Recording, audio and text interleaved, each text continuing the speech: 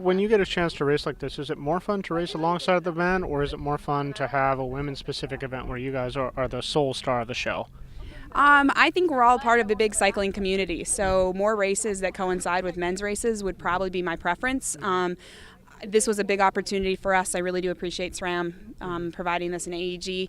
Ideally, 10 days of racing alongside the men would be awesome, but I do like to come out here for these one-day events as well. So ideally, I think we're all bike racers, and I think it doesn't matter if you're male or female. And to get more of the cycling community out here, the way to do that was to probably coincide both races together.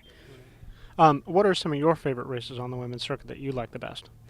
There's a lot of races I love to do. I've always enjoyed doing the Cascade Cycling Classic. There's some local races here, like the San Rafael Twilight, my hometown, that Twilight criterium that you always want to go out and race in front of your hometown crowd. I have a local free time trial series I like to go out do in Davis, that's a blast. But as far as the big caliber races, I've gone to the Giro Dawn, I've done the Tour New Zealand. Just racing your bike around the world is the way to do it. So there's so many great venues, but we're always looking for more places. So Extra-G Tour was a blast last year. So it's unfortunate that race is gone. Do you look for something to maybe replace that in the United States?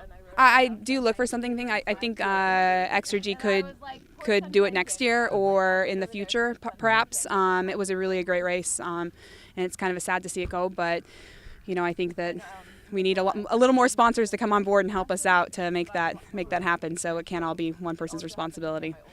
It seems like women's cycling has a lot to offer that maybe even men's cycling doesn't. You guys have fantastic other lives. Oftentimes, because you don't actually make a full-time living from the sport, you're much more well-rounded and maybe much more relatable to the fans. Do you think that's the case? I think we're actually quite entertaining and fabulous. So yes, that is the case.